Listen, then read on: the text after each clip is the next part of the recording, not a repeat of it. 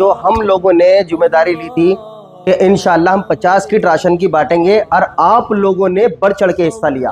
سلام آپ کے جذبے کو، سلام آپ کے ایمان کو کہ آپ لوگوں نے بڑھ چڑھ کے حصہ لیا۔ 50 کٹ بانٹنے کا ارادہ کیا تھا، الحمدللہ ہم لوگ 65 کٹ بانٹ رہے ہیں۔